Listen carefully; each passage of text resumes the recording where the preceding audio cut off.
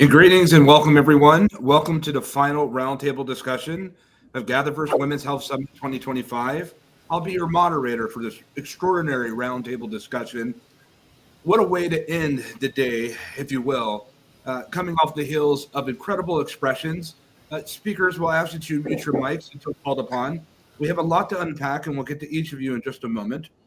There's a lot to be able to share, and for the audience that's with us and still sitting here with us at GatherVerse.live, which we're so happy to see the many restreams that are happening throughout the world, transmetropolitan and transcontinental. While some of you are just waking up, and some of you are getting ready to go to bed, yet here you are with us to be able to sojourn in this very enlightening GatherVerse Summit. I have to say, for record, this may be one of the most, if not the most enlightening GatherVerse Summit that we've had with over 30 summits.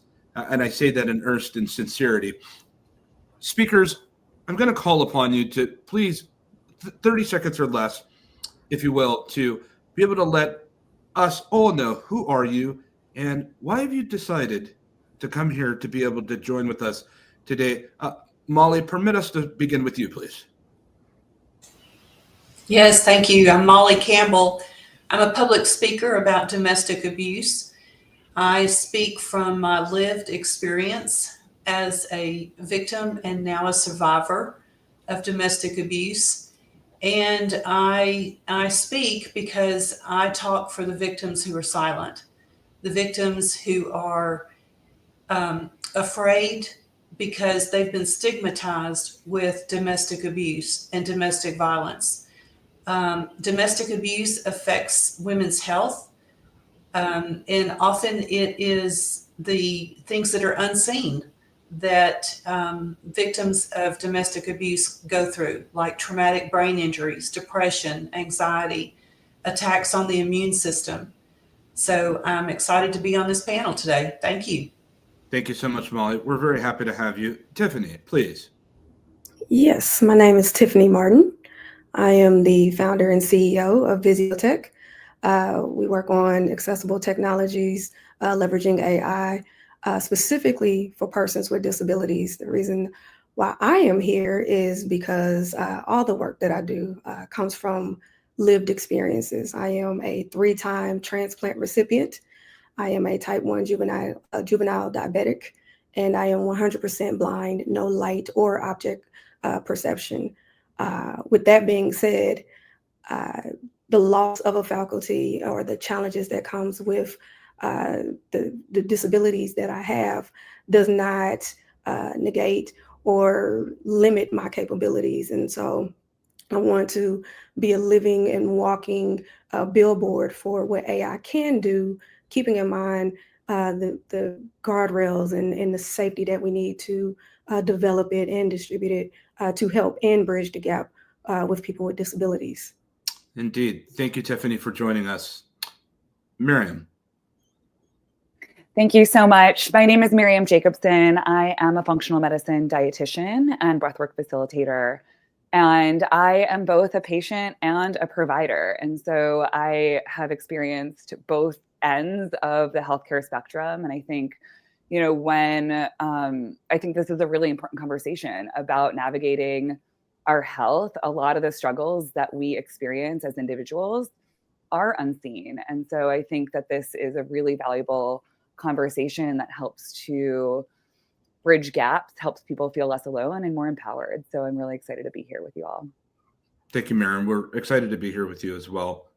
Anjali.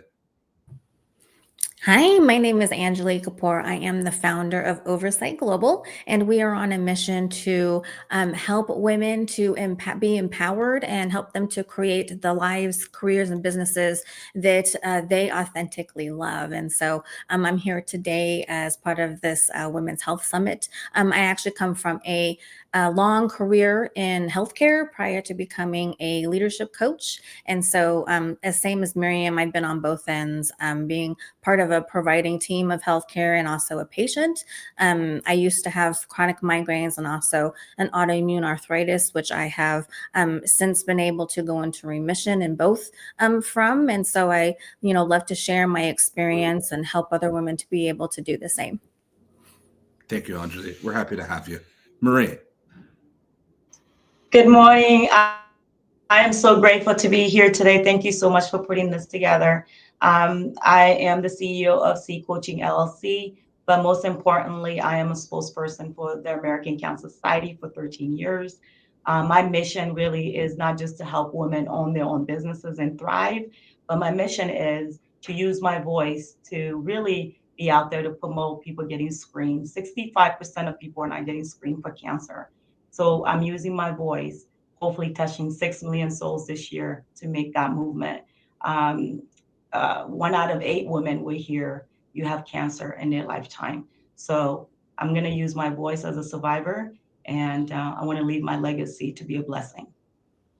How striking, the data already. We have so much to unpack. Thank you, Marie, for sharing that. Yes, it is. Thank you. Sam. Hi, Christopher. Thank you for having me, and thank you all for gathering today. I'm the founder of Connect More, and I'm also the creator of the Human Code. So it's my mission as a woman in tech. My entire career has been tech, a computer programmer onwards. And my mission is to help bridge that gap in communication and authentic connection in this digital age that we are in. Thank you so much, Sam. We're happy to have you here. Esther. Hi, everyone. My name is Esther. I'm the founder of SmartFit Tribe. I'm also an arts and health practitioner and a mental health educator. I'm passionate about women's health and well-being. I'm very also passionate about emotional disability because I believe that a lot of women are emotional disabled. And this has to do in Nigeria, particularly around Africa, it has to do with stress and most of the kinds of pressure that women face here in Africa. So my community is largely centered on holistic health practices and using dance as a way to help women stay healthy, stay fit, and stay safe. It's such a privilege to be here. Thank you. Thank you so much, Esther. Thank you so much, everyone. Thank you so much, audience, who've stayed with us down here to the very end of this very important and rather special discussion. My name is Christopher Lafayette, founder of GatherVerse. I'll be the moderator for this roundtable discussion, but I'll also play the role of a student. There's much to be able to unpack. Let's chop wood. Permit me to go immediately off script, roundtable, before we get to our first question. I want to acknowledge the juxtaposition or looking at the balance of things. It's on one hand, each of you have shared from your expressions of things that you've experienced and that you've gone through, if you will, when it comes to a number of different experiences that are so appropriate for this discussion. But more so, there is this persistent, necessary need to move forward at the self-same time. My question to each of you, and Molly, we're going to start with you, and then I am going to jump around, and we want to keep our answers short and quick. When trauma strikes, none of us know when. It can happen in the blink of an eye. It does happen often for many people in the blink of an eye, unaware. Perhaps they go and get that cancer screening, and then they find out something that they didn't want to happen. Perhaps they find themselves with Tiffany's situation, who I do consider even a personal friend, have been more privy to hearing some of the things that she's experienced, and things happen unaware. Molly, when it happens, when trauma does strike, it's not a question of if. We all know here that it's only a question of when. Anjali has spent plenty of time in the medical theater. She could tell you firsthand. When it happens, Molly, what does that mean now in this world that things are moving as fast as they can? Trauma does arrive.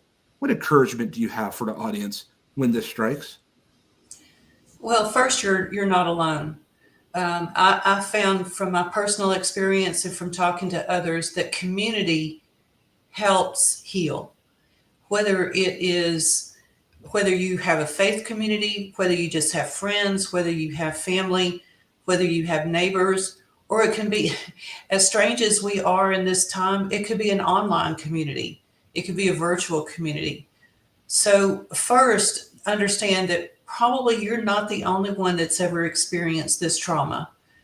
That's first, to know that you're not alone. Second is to reach out to any of those communities, whether it's a support group or a family or an online resource, they are there to help, especially the organizations that have hotlines, the organizations that have online resources. That's why they're there.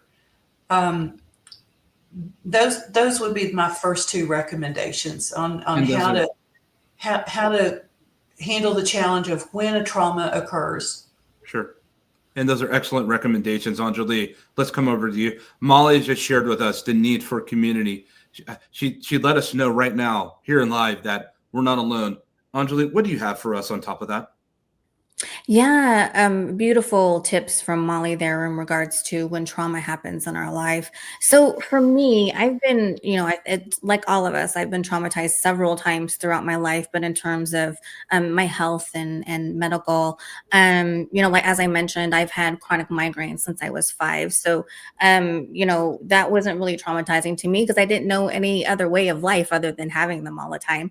But when I got diagnosed with my autoimmune arthritis, it was several years back now. I think I was in my early 30s at the time. That was very traumatic for me. That kind of came out of nowhere. I didn't know what an autoimmune arthritis was, if there was any cure for it. And, I actually went into this deep depression. So when I got diagnosed, because, I just, I always imagined the worst. And so for me, I learned from that experience to not let your conditions become your identity.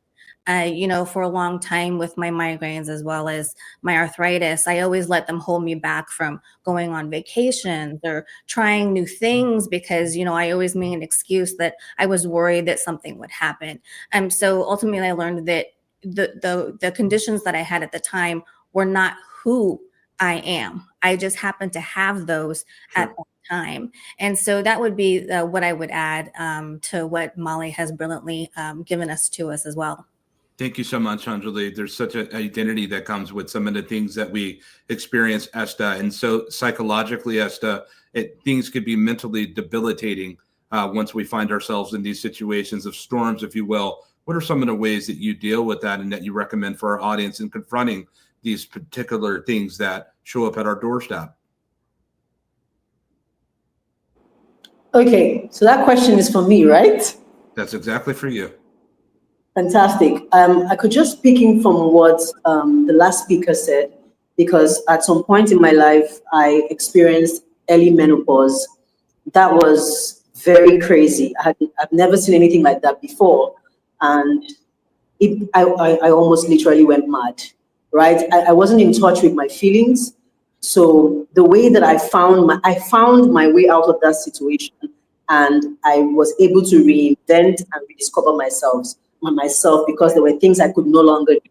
So I would say that give yourself permission to reinvent yourself. First, know that it's not your fault. Secondly, know that you need to survive in these times with community of like-minded people. And one thing that helped me is a very small circle. I had a very small circle of people who knew me, who saw me beyond how I see myself. And each time I came with these challenges, they were the ones pulling me and seeing beyond me. So I would say that the very beautiful gift we can always give ourselves when we go through trauma or come out from trauma is the gift of reinvention. That no matter how far you've gone, no matter how bad these things have been in your life, you can always start again and you can always become better than you were the last time. That would be my contribution. Thank you for sharing those contributions, Esta. Sam, we're going to come over to you. I keep consistently hearing this thematic of community, and hold tight, Tiffany, Miriam, and Murray. We're coming to you right around the corner. But Sam, I keep hearing this consistent thematic of community, and I think about the human code, if you will, through the ages and generations of time, if you will, and all the things that matter when it comes to the human heartbeat, human centricity, and all that come, the healing properties that may come within community itself, as Molly had expressed, if you will. Sam, what does this mean to you? What are you saying to those that find themselves in the line of fire of traumatic experience? Oh, thank you. Yeah, I'm very passionate about that. I have a history of severe endometriosis, and there was a lot of trauma with that journey, and others as well, with just losing your identity, and realizing who you are, like really getting into your soul, connecting knowing yourself well enough to connect with your soul, to listen to yourself. You talked about us being so busy, and it's like Esther said, permission granted to slow down, breathe, get introspective, know who you are, not who you're told to be, not who you've been, surrounded by, what we've maybe learned to be or told to be or understood to be. It's human being, right? It's being a human. And so for me, that's where the element of the human code and just knowing that unifies us internationally, right? If we're human, we are born with the human code inside of us. It is our zones of genius, and that connects us. And that is authentic community in itself. And so just getting to where we can raise up high enough, our vibrational energy up high enough to go past, to look beyond the politics, look beyond the all of the other elements that may divide us, and we're not meant to all get along. That we need diversity, right? From that perspective, to have that same perspective, we want the different perspectives, but we need to bring ourselves up, elevated to a frequency and a level at which we can treat each other with respect and dignity, and that's what it's about for me. It's very powerful, Sam. As I sit here and listen under the sound of your expression, I certainly think it's something that Anjali just expressed when it comes to the identity that we may place on ourselves of this trauma that we may find ourselves inflicted with, and to know that there's still a normalcy, the colloquial sentiment of us all being human, having that relatability, and we're all suffering things that are common to man, if you will, if I could put it like that. And somebody at some point is going through something, whether we just had a nice day of a latte or a tea. But Maria, I kind of want to come over to you, and then Miriam and Tiffany, we're going to right around the corner with you. Marie, we talk about trauma. We talk about survival. This is part of the thematic of this event. You understand that intimately. What do you have to share with us?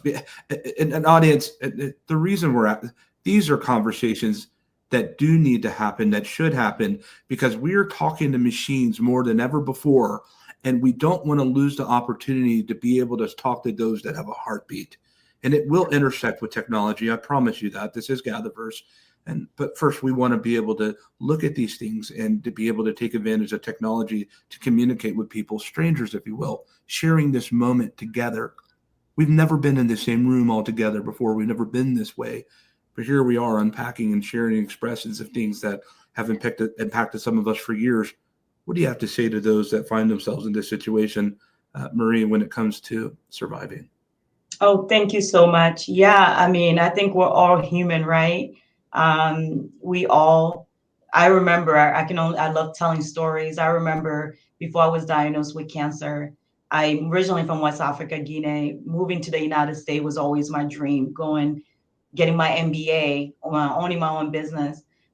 When I got here, I felt like I was living the dream, and just being misdiagnosed at 29, waiting 2 years later just to find out I was stage 3 going on stage 4. That day was one of the darkest days of my life, because here I was before cancer. I always exercised, I ate right, I did everything that I could. So when I heard you have cancer, it was very surprising. It was like, what did I do wrong? I even questioned God. I mean, I always been very spiritual as a child growing up in West Africa. So I questioned even God. I said, why me? Why did I have to be diagnosed with cancer? So if you're listening to this, just know that sometime when things happen, it's not that our creator doesn't love you enough, or it's not that you've done something wrong. It's just that life happens. And what I took away from my experience of surviving cancer is that I wouldn't be able to become an ambassador for American Cancer Society if I didn't go through that experience. I mean, of course, I don't wish it on anybody, but it doesn't matter. Mine is cancer. Yours could be losing your job, going through a divorce, whatever it is. Just know that we all have different testing times in life.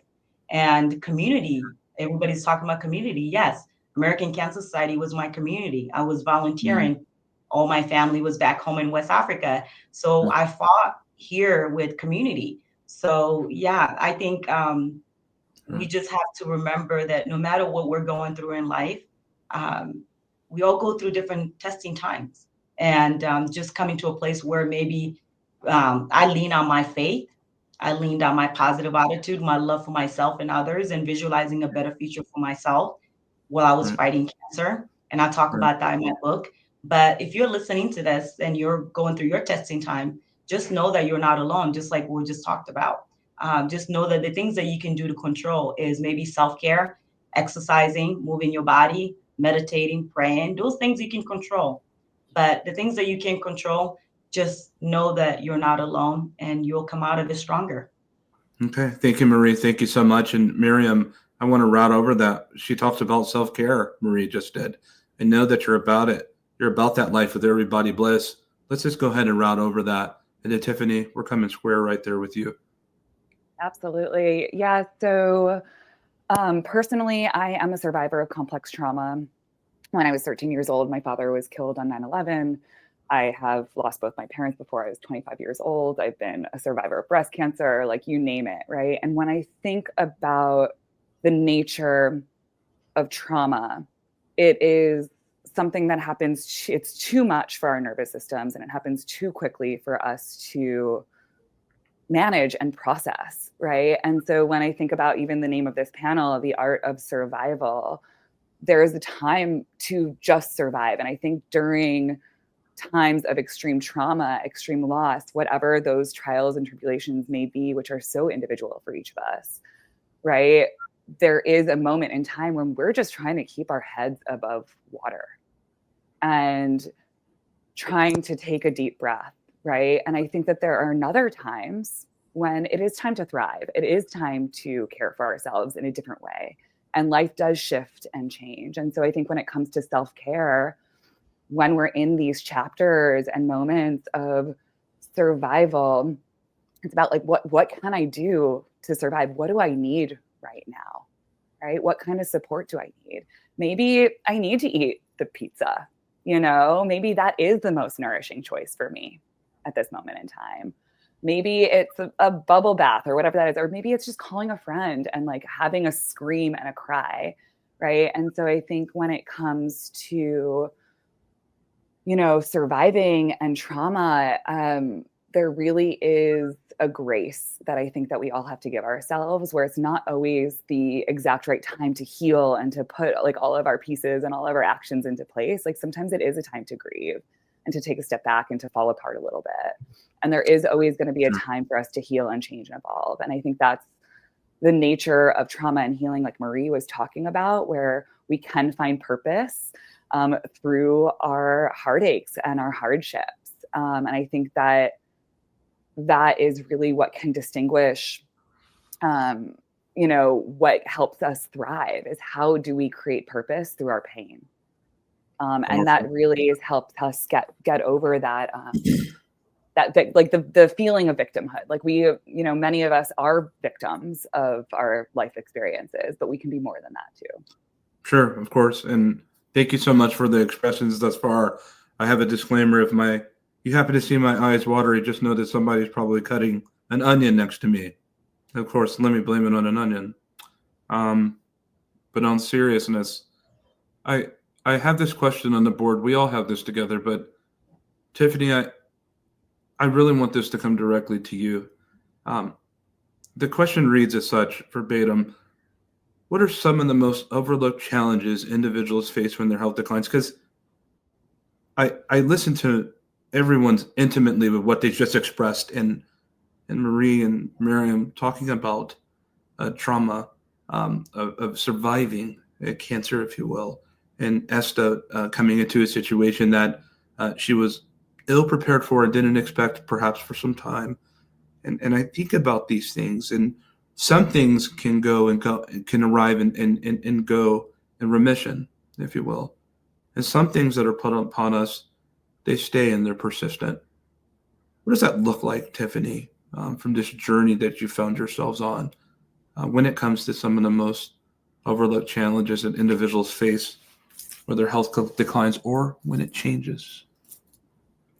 I think one of the things, let me not say overlooked, one of the things that never came to mind when everything hit, because for me, I went blind. I temporarily lost the ability to walk and ended up on peritoneal dialysis all within a 6-month span.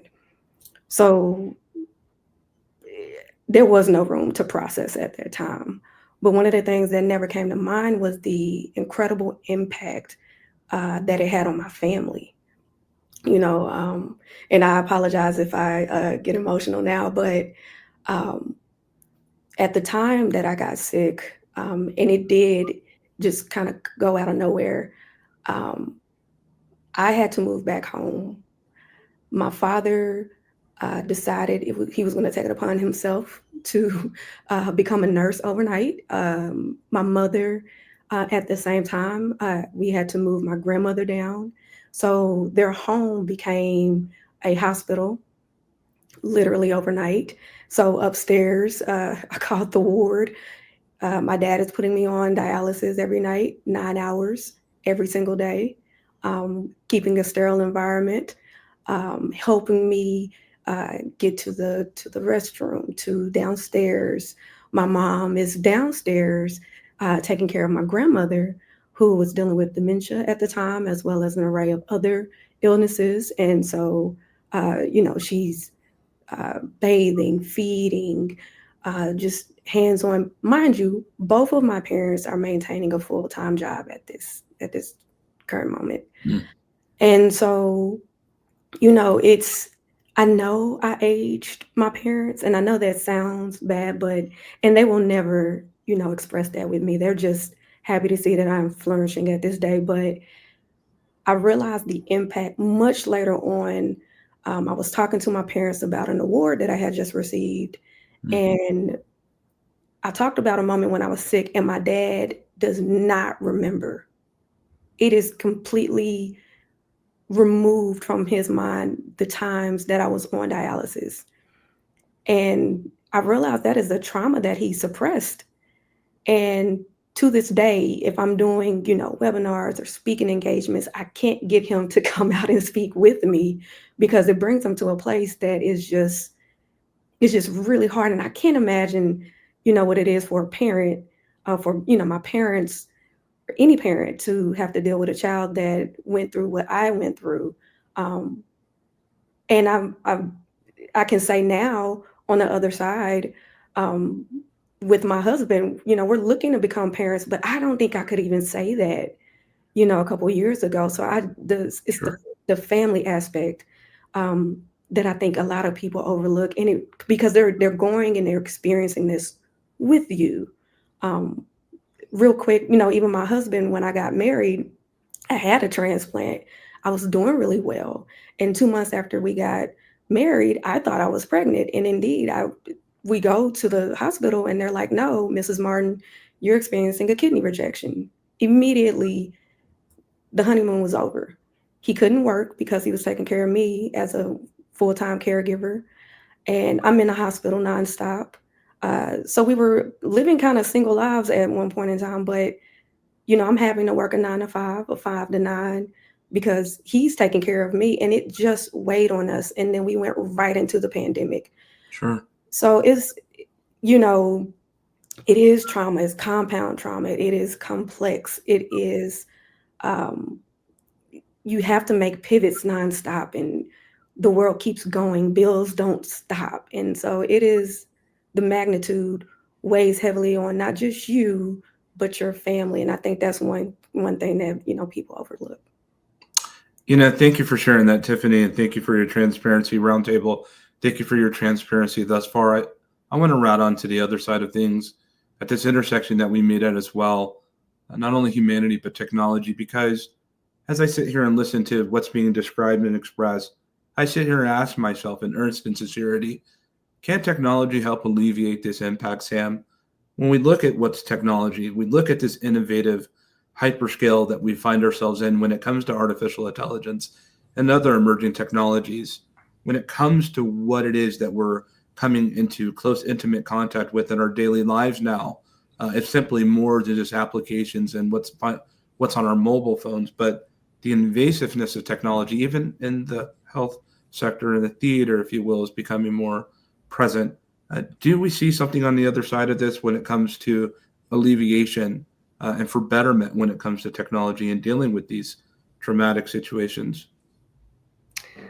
I think so. I'm an optimistic person. I think an adult drives us so much so that you can build a case pro and against for probably everything.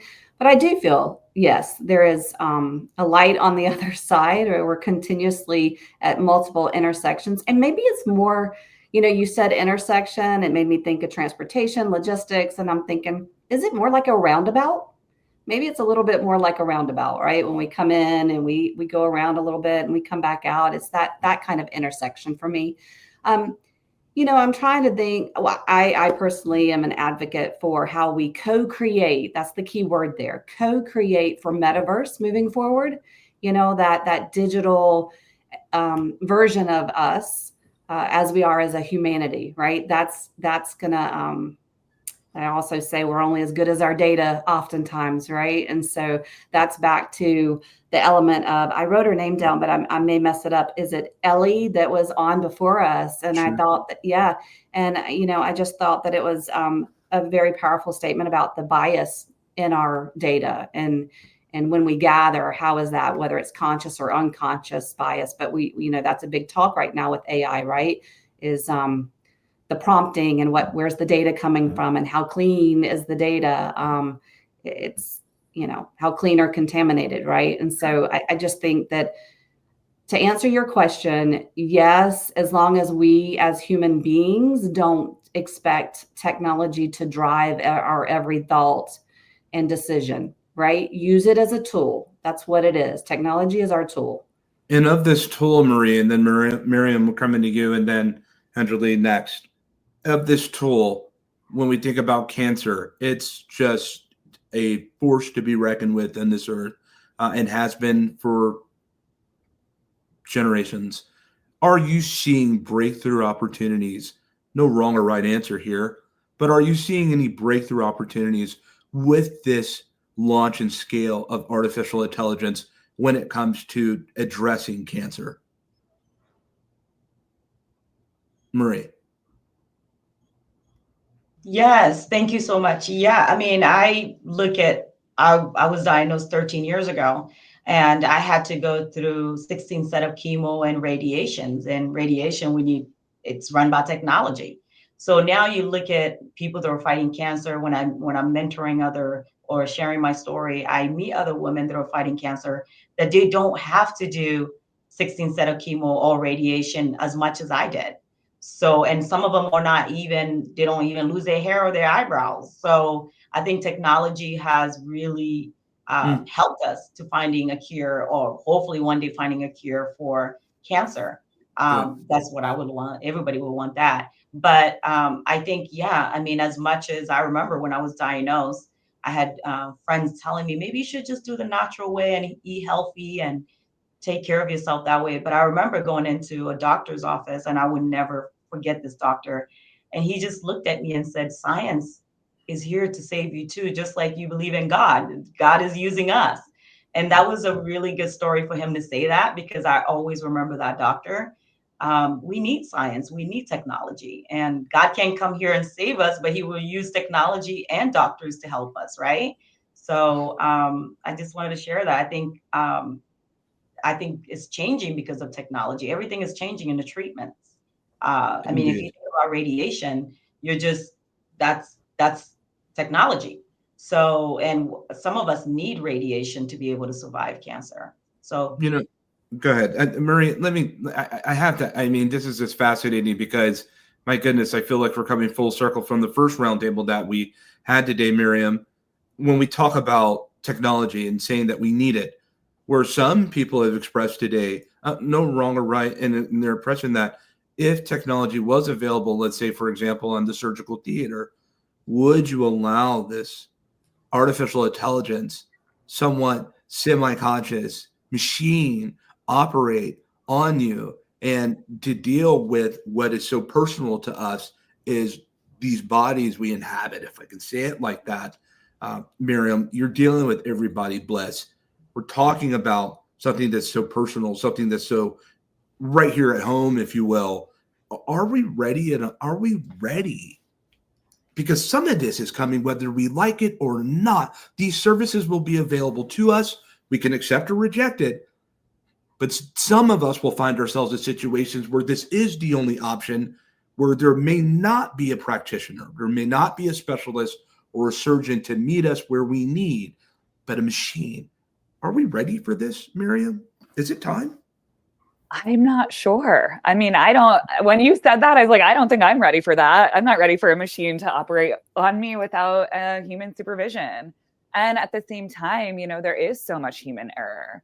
And so I think it is a really interesting question. I think I think we're not even there in terms of it improving our preventative care. So it's an interesting conversation to think about it being like a curative, standalone, human hands-off process. Just to kind of add on to this conversation, that what Marie was talking about in terms of technology and cancer care, I think that there is a lot that has been done in the last decade or two in terms of even prevention.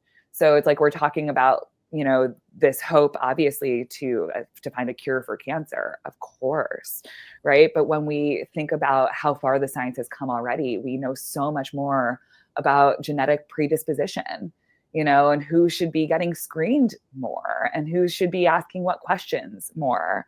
There's also research has gotten a lot further. Our treatment and the way that the drugs that are being used, the technology in terms of mastectomy and implants, right? And care for after. I remember, so my mother was also a cancer survivor, and she had a double mastectomy back in 2001. And I had a double mastectomy in 2019. And it is incredible. Like, I just remember being, a child, being a teenager, and looking at her body and being like, she was kind of mutilated. She looked like it was pretty rough, right? The scars on her stomach and her breasts.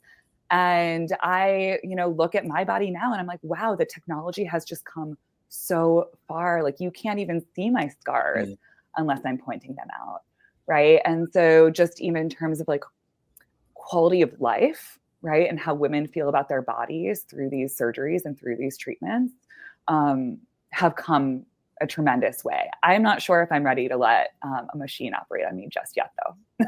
So that's my answer. I'm not sure how other people feel about it, but I would think the majority of people may acquiesce to your way of thinking on this, and certainly no wrong or right answer. It feels a bit very pioneer when we see these medical feats come to play, and they're only arriving more sooner. And that brings me to you, Anjali, as someone that has spent time in this space, in this sector, when it comes to the medical theater, when it comes to technology, advanced technologies. Are these two worlds coming closer together, or have they never been more further apart? So I actually, during my healthcare career, I spent over 20 years in healthcare before I entered the coaching space, but I started on the surgical side. So it's coincidence that you mentioned that, but I was a scrub tech for 5 years primarily. And then I kept playing that role as I went into healthcare management. But, as some of the ladies have already mentioned, we've seen, just in the surgical suite, I used to do surgeries where we would have what we call open procedures, where we would completely open up somebody, like their abdominal cavity, to do surgical procedures and whatever it is that they needed to address. But I also, in my time that I spent in the surgical suite, was able to see laparoscopic procedures come into play where they were less invasive. People didn't have these huge scars. They just had, tiny little scars in different areas of their bodies. But, that was an advancement. And then I also saw robotics come into surgery where, doctors didn't even need to be in the surgical suite. They would be in another room with a device, a robot actually operating on their patients. And again, more, less invasive and more technology coming more into it. And so, I think definitely, I don't think that they're necessarily farther apart. I think we are starting to see that in healthcare with technology, that we're really starting to, use technology more and more as a tool in what it is that we're doing in terms of healthcare. But again, I think we just always need to, remember kind of that question that you pitched at Miriam is like, do we want an actual non-human doing surgery on us? And I feel the same. I'm not quite there yet, but, just kind of remembering that technology, again, is a tool. It's not really replacing what only us as humans can provide. Thank you so much, Anjali. And Molly, I want to come over to you because with the work that you're doing in dealing with abusive spaces, if you will, dealing with situations that people never want to be on the other end of, I know that we have so much that's being developed for innovation, for technology, for cancer prevention and dealing with cancer mitigation and dealing with a number of different situations, whether it's going from old school surgery to laparoscopic with incisions, cuts that Anjali has just spoke at. But we also realize that with technology, there's still some areas where wouldn't it be great for innovators to know what they can do to be able to deal with these type of situations that you're confronting and that you're dealing with? Do you feel like there's enough support in this space technically for the work that you're doing? Well, there's always room for more. For domestic abuse survivors or victims, the technology sometimes can be a two-edged sword. Technology can be a way that the abuser spies on their victim, victimizes somebody that they're in an intimate partner relationship with.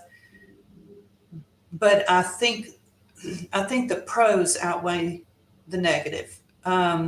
There's just in the last couple of years, there's been so much added to our technology resources for victims to have access to that we didn't before. When I left my abusive relationship, I didn't know that there were websites that had hotlines, websites that had online resources for helping victims either identify their abuse, identify shelters, help them recognize red flags, and then help them get out of an abusive relationship safely. Those resources are online right now. Is there opportunity for more? Yes.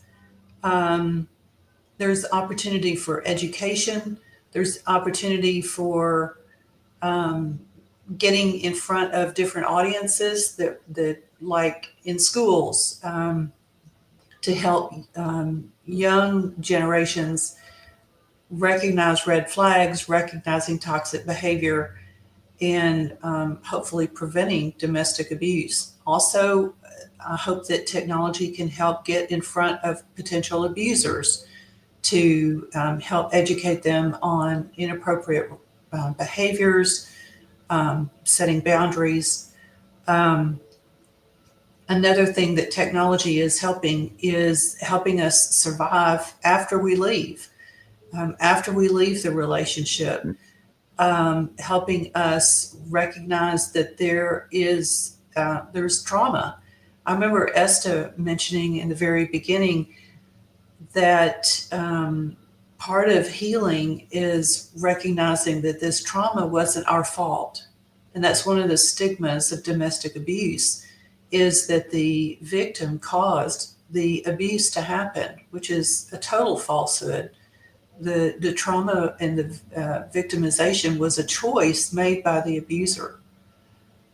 So the other traumas that the panel members have experienced, I would say every one of them could say, well, this wasn't my fault. I exercised. Why did I come down with cancer?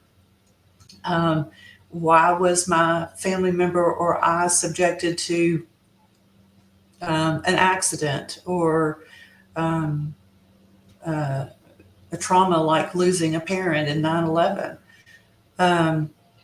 So technology is there, I think, to help us. AI is going to learn what we need, and I look forward to it. That it's only going to expand. It's only going to improve. And I don't know that I'm ready for the robot to operate on me, but I would go in for a arthroscopic knee surgery, knowing that the doctor, the surgeon, is in the next room. I think that's fascinating. Indeed, and thank you, Molly. And there's much that comes to mind, Esta, based on the heels of what Molly said. And then after Esta, we're going to go through our lightning questions. But I will say this as on a very intimate level. I don't know, audience, if you see what I'm seeing here, and perhaps our roundtable panelists are, but could you just not see the interconnectedness between each of you that have come to arrive to speak today? We have those that have just been in the life-saving theater, and when it comes to helping save lives, as was Angeli, we've had those that have escaped out of traumatic situations that's led to the need for mental wellness. We've had those that have survivors of incredible, afflicting disease and ailment. And we have those that really see the precious need for community and support, because nobody wants to be alone in these particular situations. But you know what else I see? I have to say that we build these AI models, we build technology so absent from those who can help make it so much better. But every single individual person here, I fully believe that you could build incredible technology based on their living, given experiences. And how much more would that technology be better? If we're going to extend reality, then we must bring reality with it. But Esta, I sit here and say to myself, I think about the mental capacity of this, whether you are a doctor, because our frontline workers, and Angela, you can testify to this, they need mental health as well, with what it is that they come in contact with, the things that are happening in this world. And Esta, we talk about this. Molly brought you up in reference.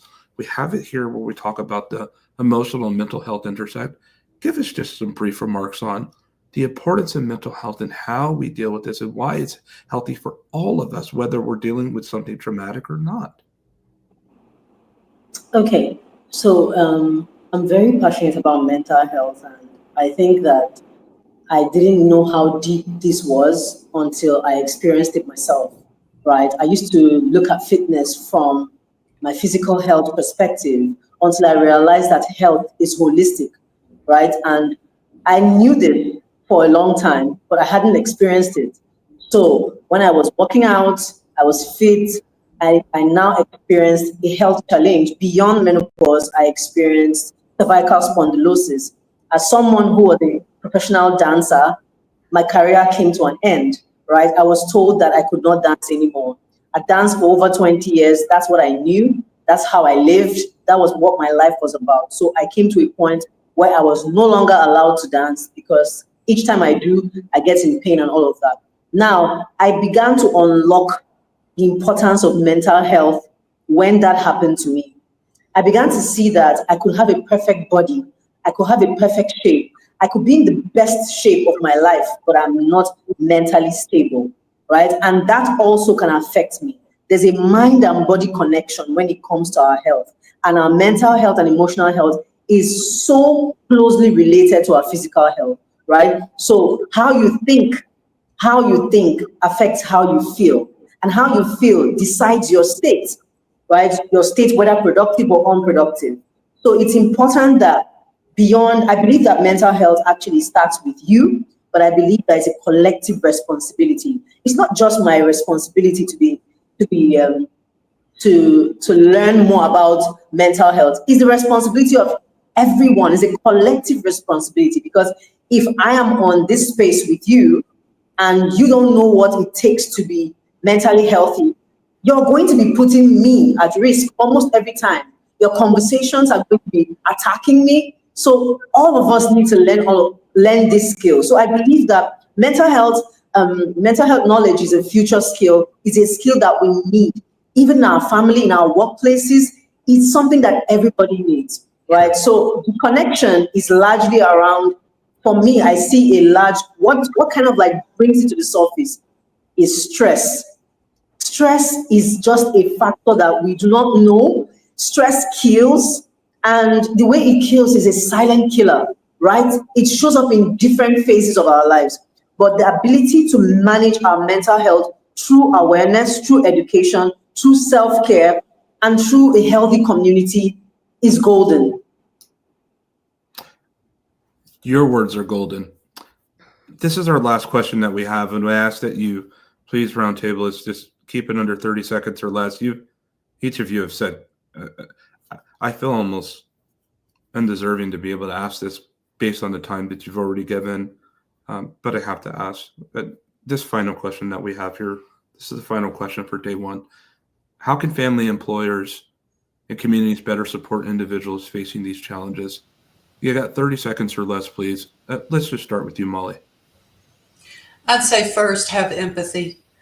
Empathy can go such a long way to giving authenticity to, I'll use the word victim, but what the victim or the survivor is going through.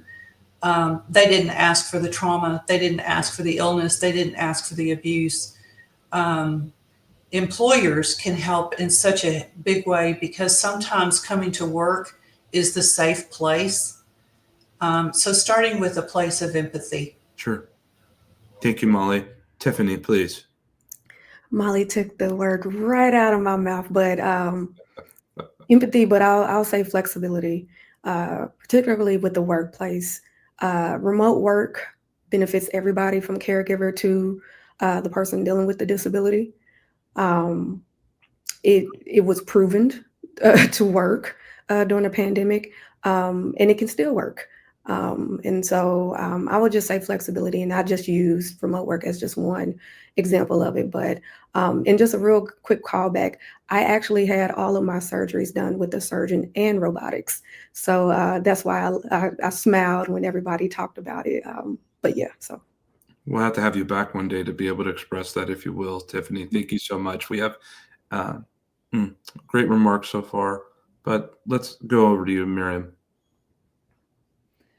I think when individuals face health challenges, there's so much support that families, communities, employers can provide, from everything from like logistical, right? From meal support to supporting people through doctor's appointments, childcare, so I think that from like a logistical perspective.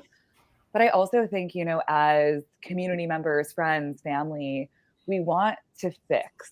I think that's just a tense, especially as women, right? Like we want to make people feel better. We want to fix. And I think with certain health challenges, there's no fixing. There's no making it better necessarily. There's nothing that we can do. And I think, when I've gone through my various ailments, people are like, oh, it's going to be okay, right?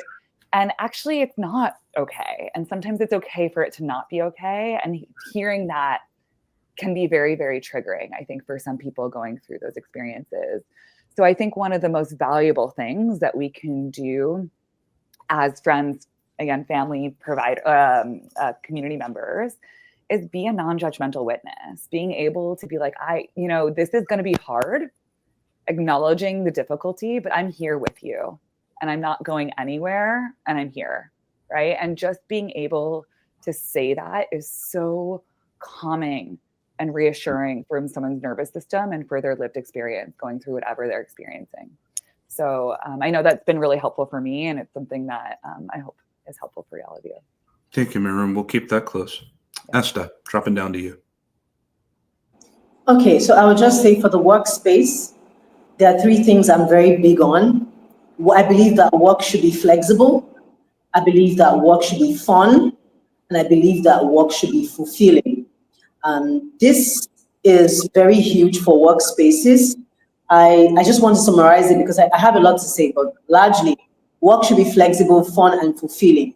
And it shouldn't be a space where people come and feel like they need to run out of there. It should be a place that is inclusive. It allows everyone to be themselves and supports everybody's differences, regardless of their challenges, physical or mental health challenges. It should provide support for every single person that works there. Sure. Thank you so much. And so far we have empathy, flexibility. It's okay to not be okay, and fun and fulfilling. Sam, we got you next.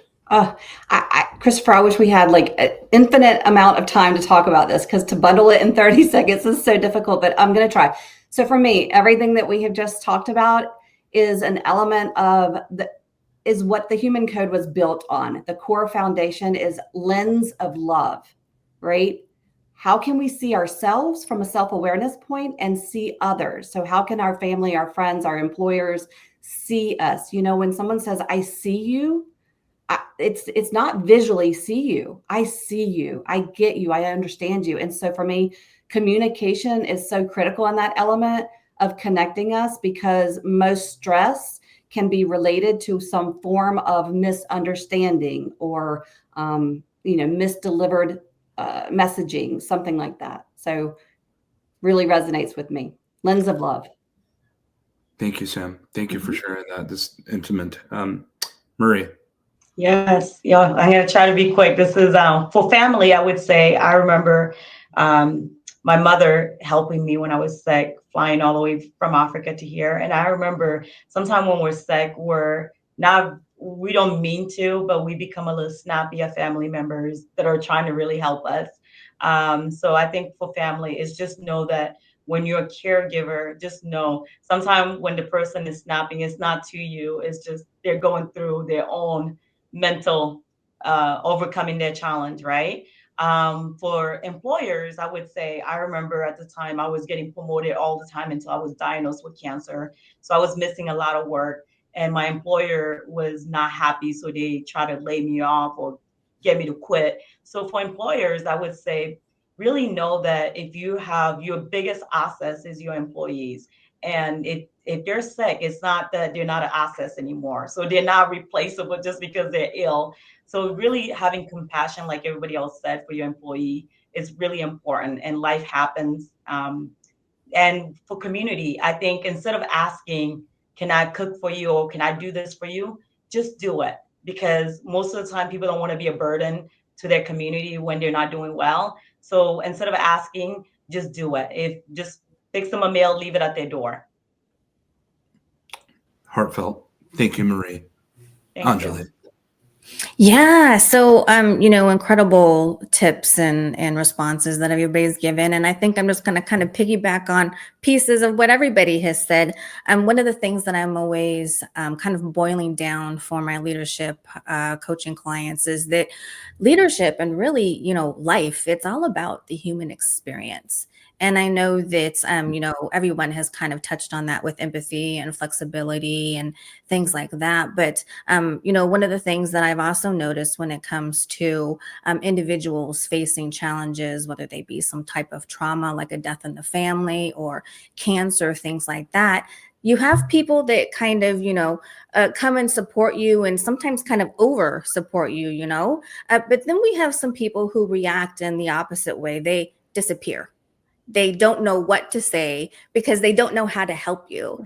And so, it's in those circumstances, in hindsight, we're kind of like, oh, I should have done this for that person. But, if you find yourself in that place, just know that it's okay that you don't know what to do or say. And just come alongside that person and say, just be honest, just be transparent and vulnerable. I'm so sorry that you're going through what you're going through right now. I want to support you, but I don't know how. Tell me how I can support you, and just have an honest conversation. So I'll just wrap it with that. And you wrapped it well. You wrapped it with empathy, flexibility. It's okay to not be okay to get okay. We wrapped it with fulfillment, a lens of love, compassion, and understanding, and leadership. Thank you so much for making this possibly one of the greatest GatherVerse Day ones we've ever had, and the way you've been helping to end this. You've done it with integrity. You've done it with transparency, audience. I hope that you would take time to go and support and to be able to gather with each of these speakers that are with us today. They have a journey. They have more to share. And I believe together in collaboration and community globally, we could make impact together. Nobody has the playbook for this. We all must be vulnerable so that we can get further And hopefully we get further together. I could truly say that our gather was well. Thank you for your time. Take good care. Goodbye.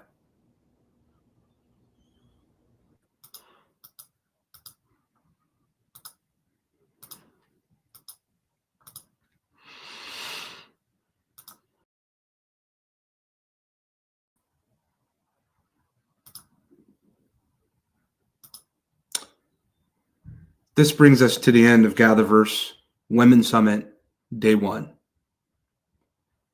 There was much expressed and there was much that was given today, delivered. If I had to be completely transparent, I felt like this was out of my league. And I come to find out that it is. But that's all right, because in GatherVerse, we have people in the community that's not out of their league, that they were built for this. It was primed and ready to go. That we didn't have to be alone today, that there are those that were able to use their own testimonies, their own experiences to be able to bring to the table, to the narrative, to share, to care, and to deliver. We never know what's going to happen in the next moment. We're not promised tomorrow, and certainly not the rest of the day. That every moment is precious. I know this is a GatherVerse Women's Health Summit, but as a man, I've gained so much. With empathy and understanding, and so much more of a drawn appreciation. You never know what somebody's going through in life. Be kind. Be compassionate. Be patient. And perhaps even be willing to suffer just a little. Tomorrow, we had the conclusion of our Women's Health Summit, GatherVerse Day 2. There's a lot to unpack and to explore. To all of you that are with us at GatherVerse.live and elsewhere on our various social streams, we're thankful for you. You're in our hearts, collectively. If there was ever a time to care in this life, if there is ever a time to be aware, to breathe just a little more, let's slow down so that we can move fast together. If there's ever time for the need for empathy and listening and understanding, now is that time. Graciously and gratefully, I'm thankful. Our gather was well. And on the next time, when we meet tomorrow, may our gather be well. Good night. Good day. Take care.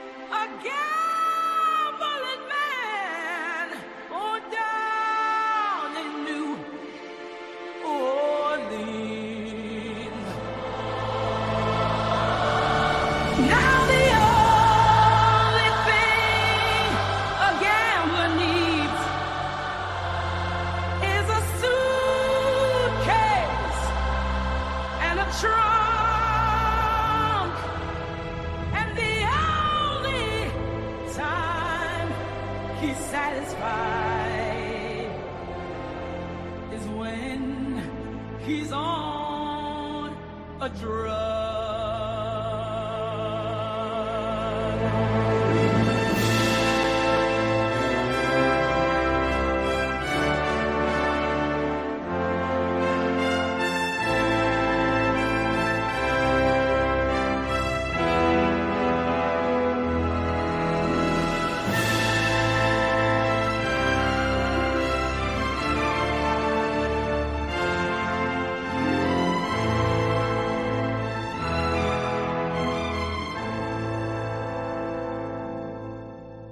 Oh, mothers, tell your children not to do what I have done. Spend your lives in sin and misery in the house of the rising sun.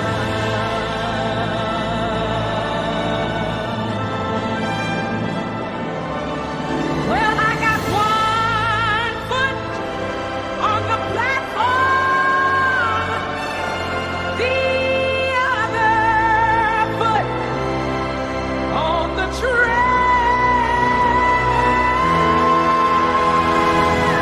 Going back to New Orleans to wear that ball and chain.